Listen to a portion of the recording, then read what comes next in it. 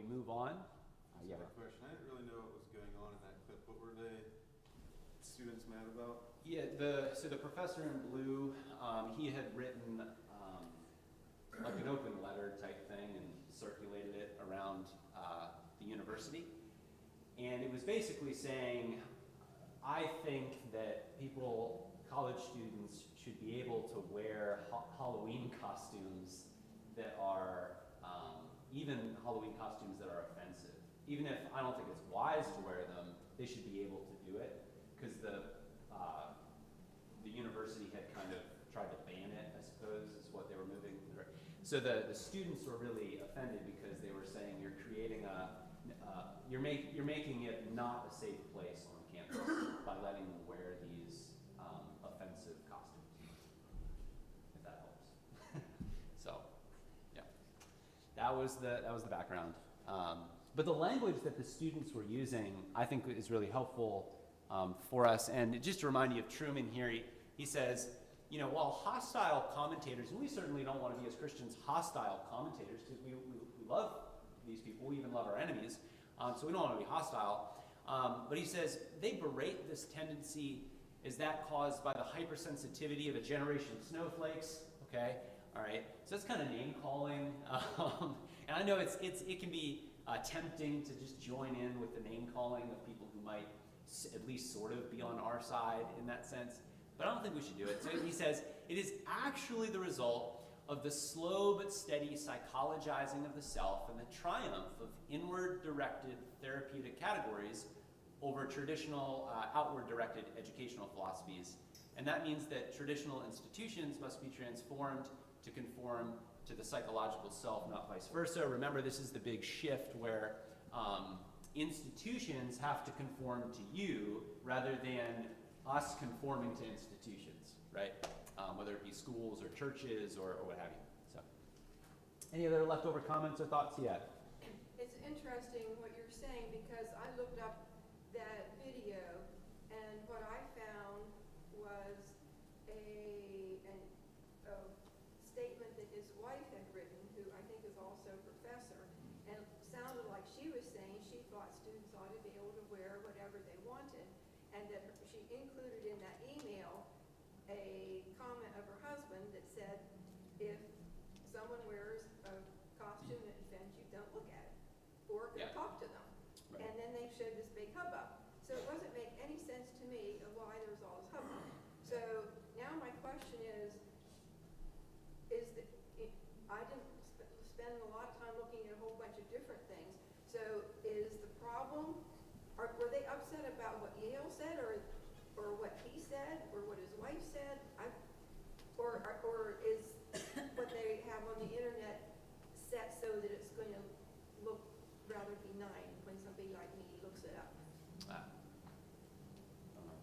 I was just going to say, I think they were mad at him and they were mad at his wife. I think his wife quit the school, quit the university. Yeah. But she said she thought they ought to be allowed to. They don't want them to wear whatever they want. They want them to be regulated. Yeah, the students want the institution to forbid them from wearing certain costumes. We used to want to wear whatever we wanted.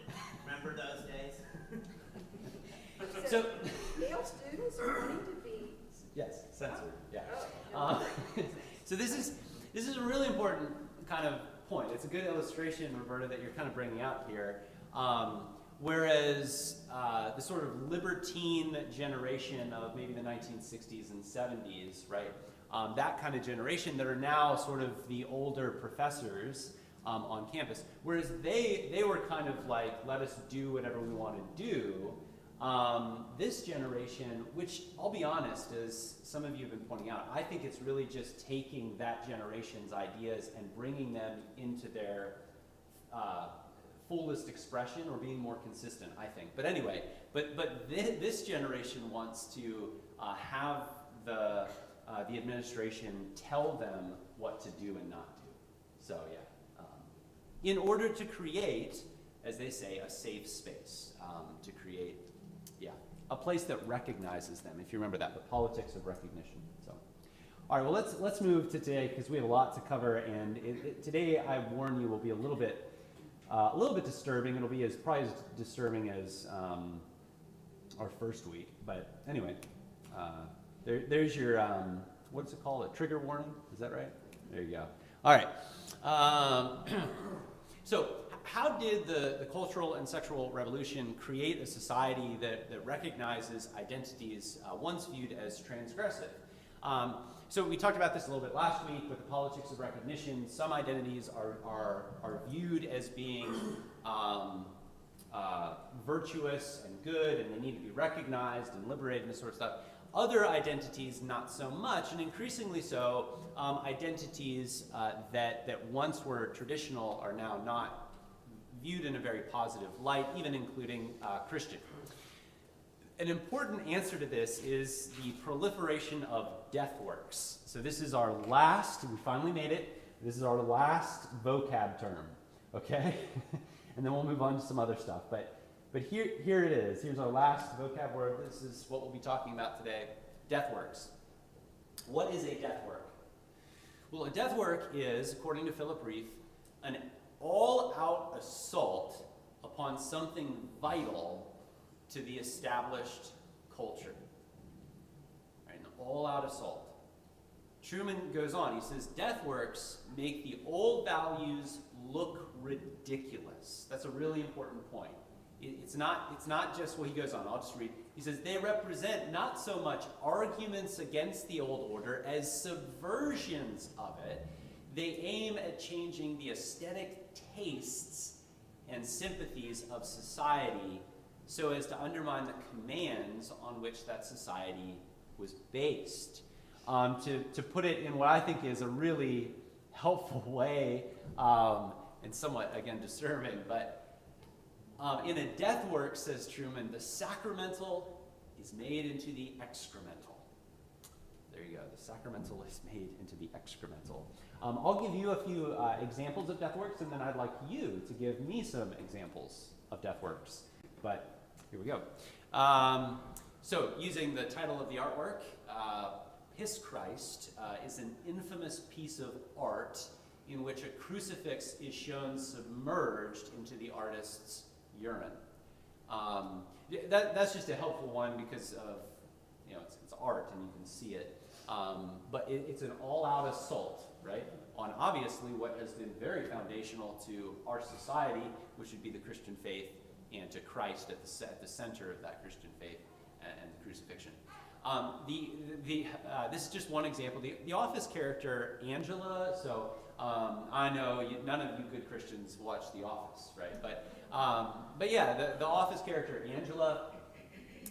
She's portrayed in that show. She's like, I think she's the only Christian who's ever talked about as a Christian, at least, on that show. And she is portrayed as a fun-hating prude, and even more so than a fun-hating prude, a hypocritical fun-hating prude. Right? So she's a fun-hating prude, but then secretly she is outside of marriage sleeping with another character in The Office. So there you go. Pornography itself, it may be the most widespread death work in which the sacred object of sex under the Christian worldview is disregarded and mocked. Truman puts it this way, it repudiates any notion that sex has significance beyond the act itself, and therefore rejects any notion that it is emblematic of a sacred order. I actually think that's a really helpful way of looking at what pornography is, that it is an all-out assault on the Christian faith. So to participate in it is in some sense to give credence to that assault on Christ. I'll just give one more quote and then I'll let you give me your examples here. But the important thing about death works is that they subvert and destroy the sacred order without really having anything with which to replace it. Right? They are not at all constructive. They are completely destructive.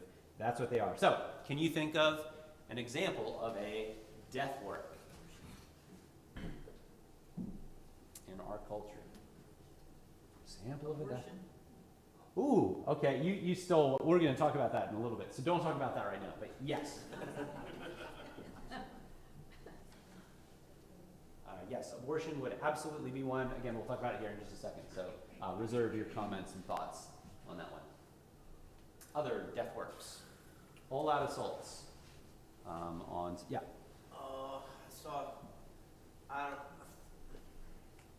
I'm realizing that, like, I kind of forgot this, which makes me very happy. But like last year, there was some kind of an artist, musician, who had made tennis shoes with 666 out of his own blood. Right. And he sold them for like, I don't know, a couple thousand each. Yep. Made 666 pairs and he sold them all out. Right. But he made a Human video. blood in the shoe, right? If I remember Yeah. correctly. Yeah. He made a video of it, and I watched the video. Sorry. And it was just, you know, he ends up taking over hell. Like he kills Satan, and at the end of it, he's sitting on Satan's throne. It's kind Right. of- Explicit sex act was also performed as well, and all of that. Yeah. Mhm. Yeah, and so that was an interesting one. That was Nas X, I think, was the yeah. That's an interesting one too, because in the partisan world, it was just a sort of a battle between left and right, a battle between political parties. If you took it seriously and got upset about it, well, you're one of those social conservatives that hates art, and can't you understand, you know, this brilliant artistry of Nas X and all of, you know, this one. And really though, we should as Christians just cut through all the silliness and noise of those shallow conversations and just say, no, here's what this is. It's a death work. Why does he use the imagery of Satan? Why would he, like, the obvious thing about what's going on here is it's an all-out assault on the Christian faith, and there's a spiritual dimension of what's going on in that. So anyway, yeah, go ahead. I missed the beginning of class, but I have a friend here in Chippewa, a Christian friend, who left Hungary after the Second World War. He said the first thing the communists did was begin to schedule all the youth sports events on Sunday, Yeah. which brought the parents. And without directly attacking the church, Yeah. they subverted the Yes. population by making all these sports activities happen on Sunday, and I feel like Yeah. it's happened here too. Mm-hmm. Yeah, that's a good example, I think, of a death work that's maybe a little bit more subtle. Yeah. Mm-hmm. Helpful. Other examples of death works? None?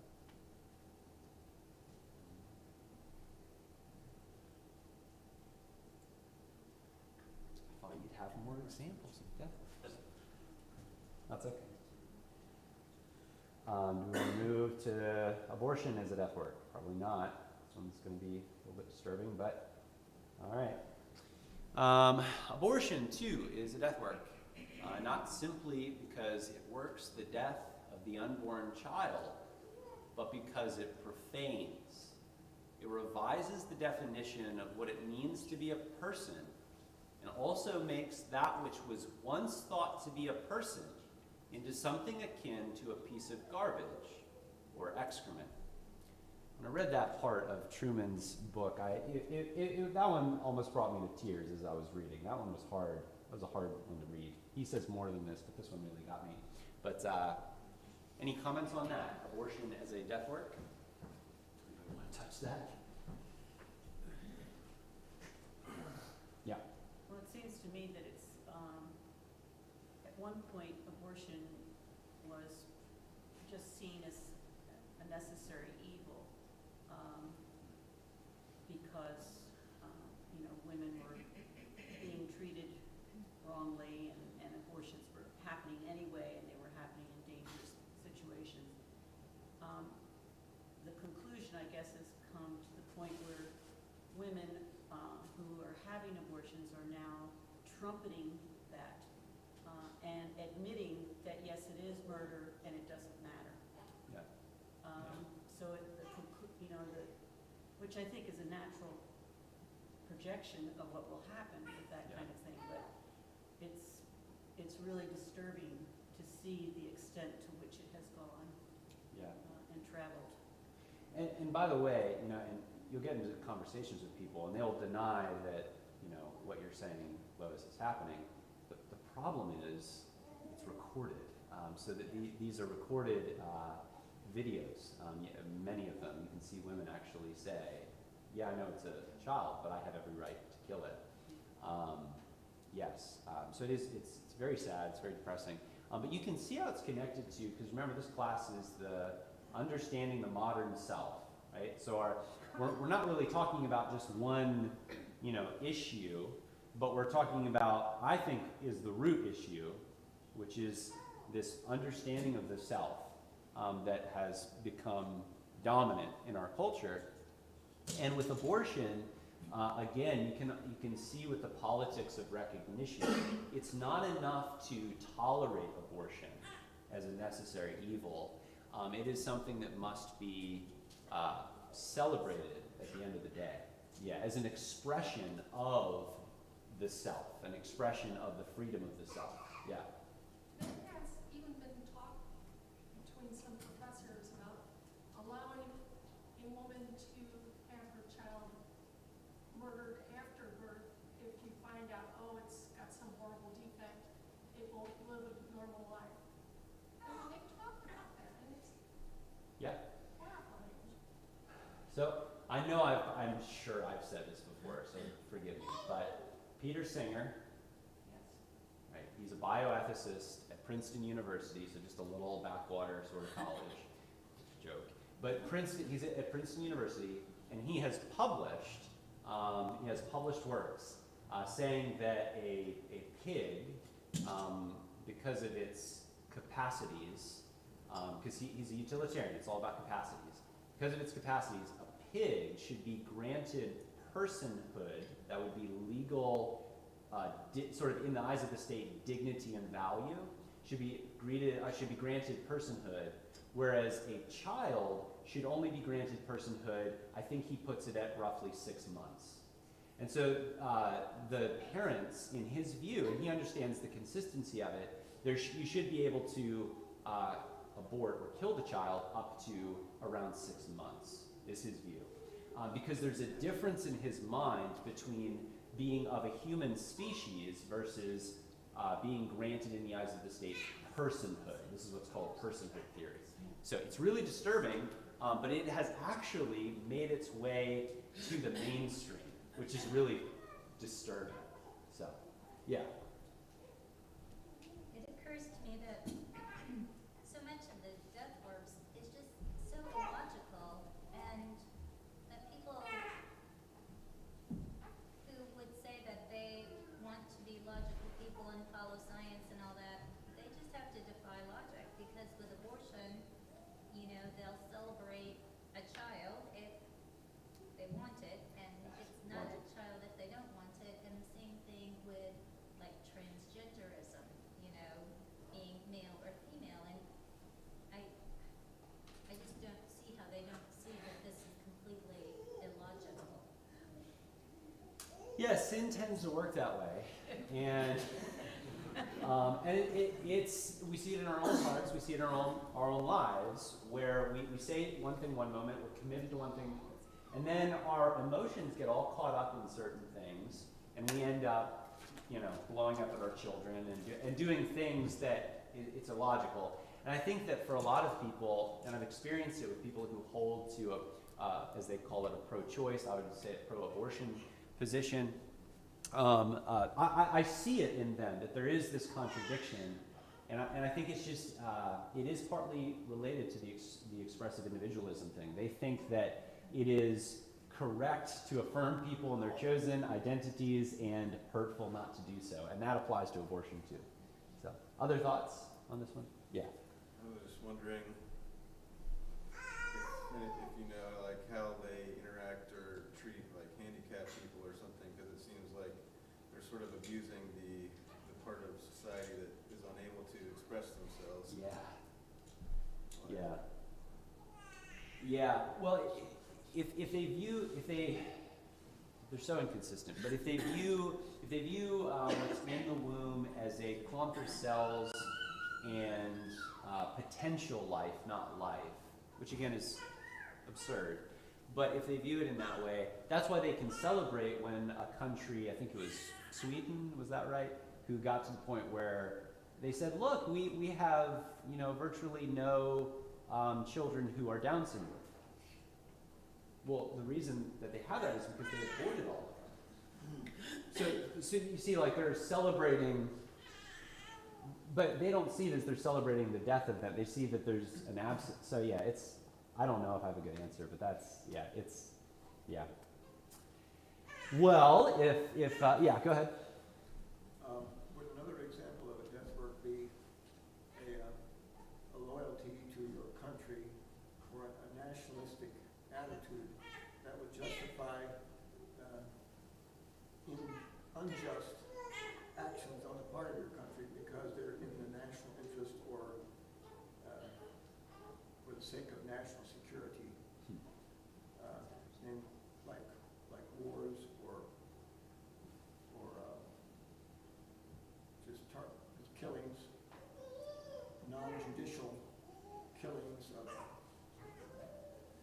because our country is very much involved in that. Yeah, I don't know. I'm not sure. Maybe in some sense, if you're treating your country as God, that would certainly be an assault to the Christian faith, without a doubt. Yeah. Wouldn't the death of all the Jews be kind of a death works? Yeah. All the German, well, not all the Germans, went along with the country with this mass destruction of a race. Yeah. I think so. Yeah, it goes against, certainly Germany was founded on, in many ways, modern Germany was founded on Lutheranism. Yeah, I think that's probably fair. Yeah, Katie? Germans also killed any children of their own race that were imperfect. Yeah. So they did their own, German leaders weren't allowed to have any children that were not perfect as well. Yeah. Yeah, no, that's right. Yeah. I'm wondering whether these death work Yeah. issues, if they tend to, having a hard time describing this, but in today's culture, they're almost magnetic as far as attaching certain descriptors to these death work things. I'm thinking of abortion rights, reproductive rights. Yeah. You know, and that's an oxymoron, a reproductive right to kill your unborn child. That's ludicrous. Anyway, I'm Yeah. trying to articulate some of the Yeah. issues, and it's real easy to allow that politic to cling to something like this. Well, if you're against abortion, then you must be a racist because the majority of the women that get abortions are a minority group. So that makes you a racist. And I mean, it's so easy to Yeah. allow that stuff to start clinging onto it. Yeah. Yeah, that's right. Well, good. All right, do you want to go a little bit deeper down the rabbit hole and see one more example? Yeah, go ahead, Paul. Well, I decry the self-hatred that a lot of people express about our nation, but I don't think it's possible to look at our history as a country without seeing that Native American people and other minority groups have been grossly and legally Yeah. mistreated, abused, and the whole legacy of slavery that hanging around our necks like an albatross now Yeah. seems to me like glaring examples of falling short of the mark of our, which thankfully we're admitting and trying to deal with some of those things now, but Yeah. we can't pretend Well- that we have Yeah. You raise a really good point. So the term death work, again, it's not inherently bad. So death works are subversions of things that are foundational to a culture. That's what they are. So you could certainly imagine situations where death works would be warranted in order to subvert that which is evil in a culture. So. Such as? Well, now, if abortion becomes the mainstream, you can do, there can be art and things to subvert the ideas behind abortion, but, yeah. I was saying slavery and Yeah, slavery. racism and. Yep. Yeah. Contrary to the standards that we professed with the framers and the Constitution and so forth. Yeah, that's right. Yeah, I think some people would respond and say, well, actually, slavery was a death work because it was subverting what was actually there in the Constitution and in the founding documents. I mean, Yeah. our Christian heritage. Yeah. Though at the time, wouldn't abolition have been considered a death work? Right. Yeah. Because I think in many ways you could view it that way. Again, the response might be, yeah, but the Constitution was implicitly against slavery. There were certainly conversations among the founders where they understood slavery was a bad thing. They thought it would be worked out relatively soon. They were deeply wrong, and they were not brave enough to take a stand at that moment, which was too bad. But more than just too bad. But yeah, but yeah. A couple months ago, Janet Parshall had something on her program about animal rights people and how they, Yeah. a few years ago, they tried to get a, whatever you call it, to make it so that people could not own animals, and they were,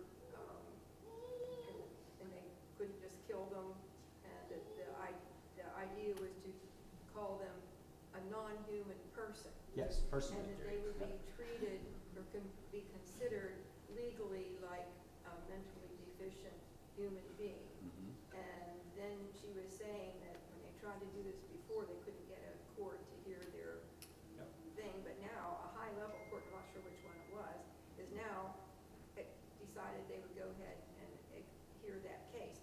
So, I mean, Yep. that's totally destroying the idea of the image of God in man and trying to make an animal be like a human being. Yeah. Yeah, and again, that the separation of personhood from human is really important in that idea, which is, again, Peter Singer has written a lot of foundational stuff on that. But yeah, so you're considered a speciesist, right, if you refuse to give personhood to certain high-functioning apes or what have you. Yeah. Yeah. All right, we're going to move to this. All right. Drag Queen Story Hour. Who has heard of Drag Queen Story Hour? Anybody? All right. No? Maybe some of you haven't. All right. Well, PBS is going to educate you. So we'll listen to PBS here. Sorry about that. I forgot to turn that off. Let's see. I need to make this a little bit over there. Wonder if PBS would count as a death work.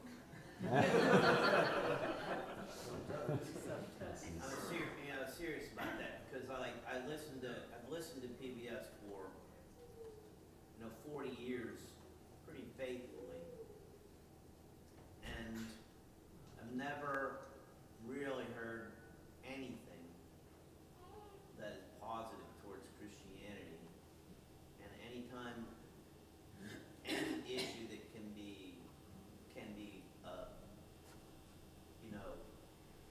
pushed towards anti-Christian, Yeah. it gets pushed. Yeah. And Yeah. I'm almost to the point where I can't listen to it anymore. Yeah, no, that's true. As we listen to this, my question is, what's obviously missing here, the obvious missing voice in this diversity celebrating reporting? All right. And now to our NewsHour shares. Storybook hours often seek to entertain young children while inspiring a love of reading. But one organization is turning the tables on who's turning the pages. The NewsHour's Julia Griffin explains. Too bad, said the stink bug. At the Adams Morgan Community Center in Washington, D.C. recently, parents and their tiny tots sat patiently, riveted by a storybook and its reader. He shuffled into Bear's room. Wake up, Bear, mumbled Mole. Spring is here. This is Drag Queen Story Hour. It's your classic children's reading program with a twist. The day's literary leader is a larger-than-life drag queen. Everybody wave to each other, make a friend next to you, okay? Author Michelle T. first created Drag Queen Story Hour in San Francisco in 2015. Its goal? To inspire a love of reading while teaching deeper lessons on diversity, self-love, and appreciation of others. Everyone is different and everyone is not bad, said Scooter, who is a turtle. Different is special. Today, readings take place at libraries, museums, and other cultural centers in more than 30 cities across the country. Some are small affairs, but many, like the one in Washington, D.C., play to full houses. I just love drag queens in general. It's a great opportunity to combine having a little one and enjoying like the performance of drag. I think it's important that we see different people. Mom and dad look different from other people, and lots of people love you and have stories for you, and we can learn from everybody. Jonna Purcell is a children's librarian with D.C. Public Library. It's just really been obvious that there was a need for this in our community. The library partnered with the D.C. chapter of Drag Queen Story Hour to bring the family-friendly events to the nation's capital. We talk a lot in children's literature about stories being both windows and mirrors. So Drag Queen Story Hour can be doing both. There may be a kid here who is seeing themselves reflected in a queen and seeing a possibility for what their lives could be. And then if not, there's a child that's seeing how someone else lives. Let's try this with nails. Ooh, one down. Domingo, who goes by JJ Vera when not in drag, has been performing drag at local DC bars and theaters for more than 3 years. She first learned about the organization after other Drag Queen Story Hours faced pushback from community groups objecting to LGBTQ themes being presented to children. New York City's Drag Queen Story Hour head, Rachel Amy. A lot of Drag Queen Story Hour chapters in other parts of the country have had serious backlash. And people protesting their events and disrupting them, and sometimes, in some cases, even events have been canceled. The New York City chapter now runs the whole organization's website and social media channels and sets guidelines for how to run Drag Queen Story Hour events. We do provide support and guidance to chapters who are facing that backlash. In the Big Apple, Drag Queen Story Hours have become so popular that the chapter now offers events in Spanish and for children with autism and other special needs. The chapter also hosts drag queen fashion design and makeup workshops for older kids. The point, Amy said, is to create safe spaces for anyone interested in participating. LGBTQ kids often don't see themselves reflected in the broader culture, so it can be life-changing and even life-saving to have that kind of affirming programming in their libraries and schools. And for Domingo, whether the kids understood what a drag queen is wasn't the point. Instead, she was glad everyone seemed to enjoy the show. Drag queens are just here to entertain. We can read, we're intelligent, like we are harmless, and I just hope that, moving forward, it kind of just like stretches those imaginations a little bit more to continue normalizing it and, give people a little bit more like fearlessness to take home with them. Fearlessness with a dash of fun. Goodbye for now until we meet again. All right, and remember, PBS is funded by your tax money. All right, so what do you even do with that? Let's see. Oops. Let me get this over. Oh, there you go. All right. Now, I do want to mention, for the sake of actually doing some some honesty with people, unlike PBS here. I'll show you the reality. So they don't want to show you any of this. Well, here, let me pause real quick. So what was missing in PBS's reporting? The obvious voices that were missing. Okay, children, fair. That's true. But what else? Okay, fathers. Yeah, that is true. That's a good point. Yeah. Those who struggle. Yeah, so the dissenting, yeah, they were mentioned, they were shown protesting in pictures, but they didn't interview anyone who disagreed, which is absolutely ridiculous because maybe 10 years ago, 15 years ago, this would have been shocking, and I can almost guarantee you that virtually every person, every Democrat politician would have said, yeah, that seems kind of wrong. Just notice, they didn't even give any credence whatsoever, certainly not enough to even let some parents on who would say, no, I don't think you should be doing this. And there are certainly the obvious problems with this, but it goes a little further. So just so you know, and I'm not sure if this will play. Oh, it will. Dances from Fortnite. Does anybody know any of the dances from Fortnite? Oh, then you are a credit to your community. But most of all, Michael likes to twerk. Now, does anybody in this room know how to twerk? All right, well, it's quite important to the story, so I will just give you a very quick demonstration.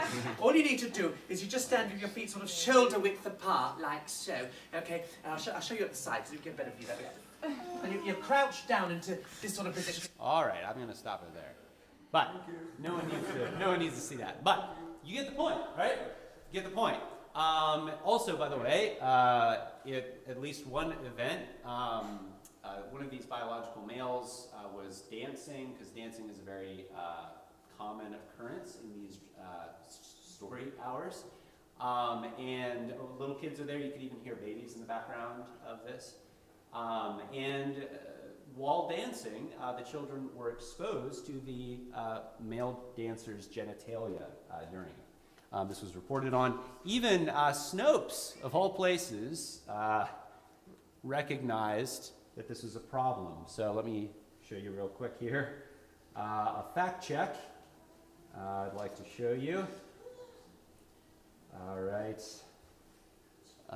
Did a convicted sex offender read to children at a Houston public library? And the answer being yes, true. Now, they spent the rest of the article trying to say why this is not important, but I think parents would want to say otherwise. All right. So, where are we? How do I get back to you? There we go. All right. So let me read this to you here. So here's Anthony Esolen. He wrote a book called Sex in the Unreal City, The Demolition of the Western Mind, and he says this: so the drag queen is there not for the children, but for himself. Remember expressive individualism. He does not serve their good. Their good is sacrificed to his unreality. That is what I have called the moral structure of pedophilia. And it is everywhere to be found in our time. The welfare of children is subordinated to the self-gratification of adults. You can also hear abortion perhaps being included in that. But what is the difference between a man pretending to be a woman and any kind of acting? This is just performance. This is performance art. That's all it is. Come on, you stodgy Christians. He is not analogous to Raymond Maisie playing Abraham Lincoln. He takes the whole thing seriously. He does, doesn't he? We heard that seriousness, right? In his mind, he is a queen. His aim is not to use the play to reveal reality in its depths. He plays at unreality in order to cloud the children's minds, to conceal reality, and to encourage them in the unreal. He is misery and confusion recruiting. So there you go. What are your reactions? I'm curious to all of this that I've shown you. Any thoughts? Again, this is a death work, so we're trying to understand death works and to see them as disturbing as they can sometimes be. Yeah, Rob? One of the things that the drag queen mentioned is that we are harmless. And so I held up my red flag, you couldn't see it. And they have to proclaim we are harmless. I have to cast a doubt there.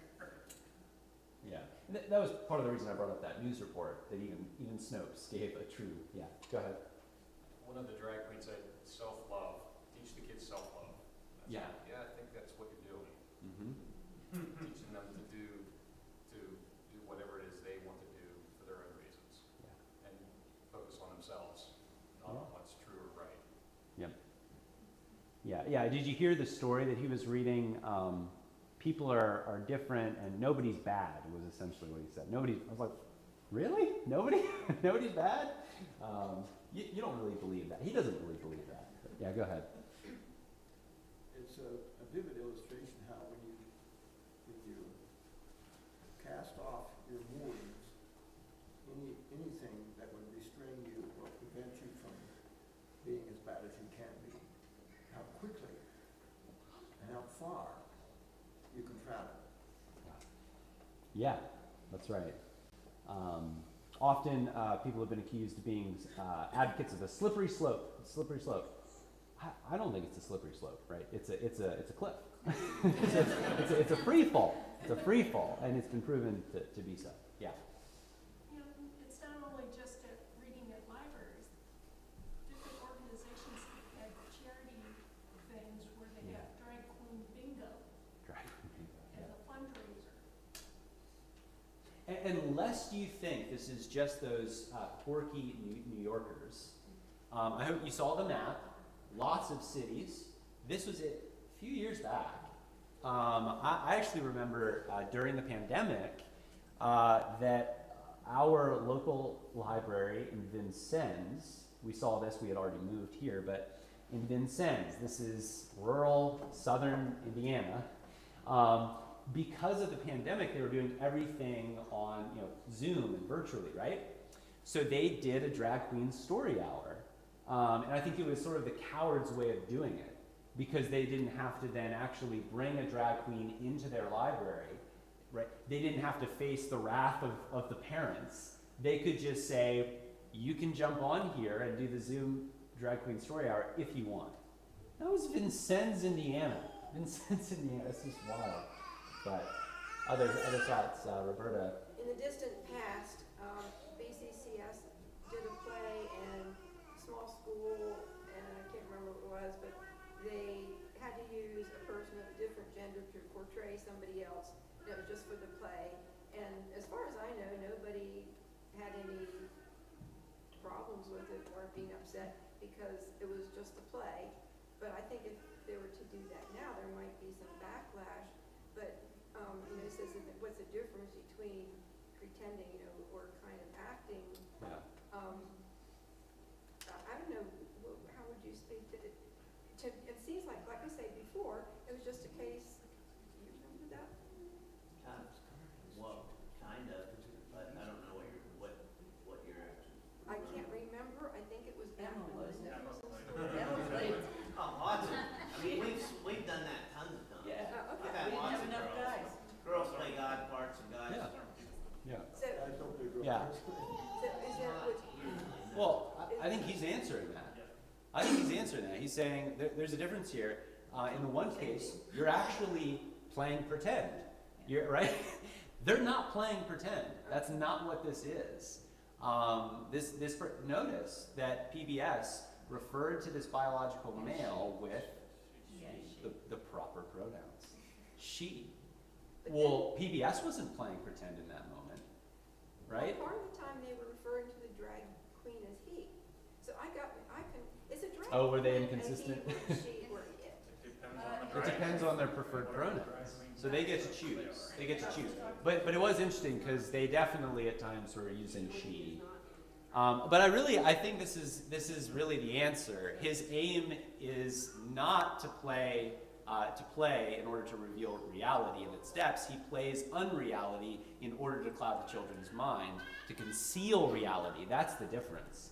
Plays theater is supposed to reveal reality, not conceal it.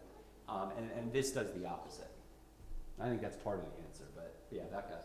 Well, even in the book you were saying when he was reading, it wasn't just celebrating like people being different, it said different is special. Yeah. Like that was the line Yes, in the yeah, book, different is special. which was like, what? So that's what I encountered with kids I know is that, and you were saying about the whole transgender thing too, of it, they try things out, kids try things out because they see the attention and the like Yes. different is special. Oh, well then I want to be different, how can I be different? Right. It goes back to Lisa Lippman's studies from Brown University and transgenderism as a social contagion, to use her terminology, where these girls are they're seeing people they look up to being transgender, so they transition. Their friends do it, so they do it. Yeah, that's right. I think it relates also to the fact that we're just not really serious about life. There's no judgment. There's nothing after this life. Yeah. There's no judgment. It's like the gravitas of life is being pushed out of our culture. Yeah. And all that's left is the silliness. And the sillier you are, the more attention you get. And what is the point anyway? Because, you're only here for a few years and then you're gone. Yeah, I think it is the result of a certain form of nihilism. Yeah. Paul? One reaction I have is how difficult it can be to express in the public arena the nature of your objections. And is it possible to make a philosophical argument about this without simply just saying, this is contrary to God's law, and the Bible says? Or is it even advisable to do that? Yeah.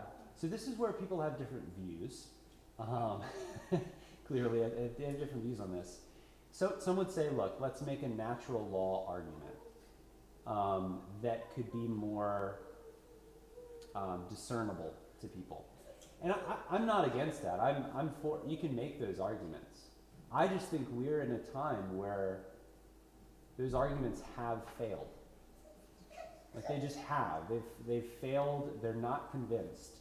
And I don't know if there's anything other than the gospel proclamation that can cut through it. So yeah, I don't know. I think probably you can do both. I'm not against doing both, but I don't know. Philosophy of the time is against reason and logic and proof. Yeah. So, yeah. In some ways, I've run out of a lot of confidence in those arguments. I still use them.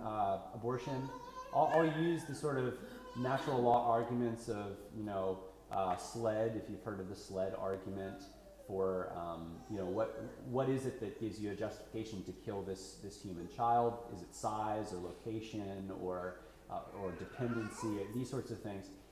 I've run through that with people who are pro-choice. They've admitted to me I'm right, and they still fall back on, yeah, but the woman should have a choice. You're just running into a brick wall 1,000 times. How many times do you have to run into the brick wall? It's a faith commitment. Yeah. Yeah. Yes. It's a faith commitment. So how do we respond? We should respond with the gospel proclamation. But, again, I don't want to say that as if don't make those arguments. I make those arguments all the time. But it just sometimes gets frustrating. Others, yeah. Do they do anything like having a lady dress up as a Southern Belle and doing a story hour, or a guy dressed up as a cowboy and doing story hours, or is that? Southern Belle, that wouldn't be Wait, sorry, Roberta, are you asking, do they do other kinds of bits? I mean, do we have something positive to replace it, or is it just, or does the attention just get to the bad stuff? I mean, do we have any females dressing up as fancy females, and guys dressed up as fancy guys? So you're saying, do we have a good replacement for it? I'm sure we could. I guess it's not. Not against doing that, but yeah, I mean, yeah. Our Sam volunteers with a reading program in schools in Fort Wayne. As of that. Yeah, yeah. No, it's good. Books. Did you hear the lady said books can be mirrors, books can be windows? I would agree. Books can indeed be mirrors, so they can reflect ourselves, and often if they're good books reflecting ourselves, they show us something about ourselves that we didn't realize. Okay?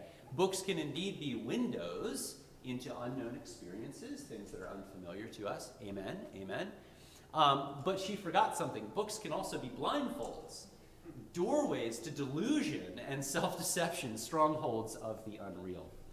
So I just thought I'd answer that one objection, because I agree with her. Good job, librarian. Mirrors and windows, but you forgot something, right?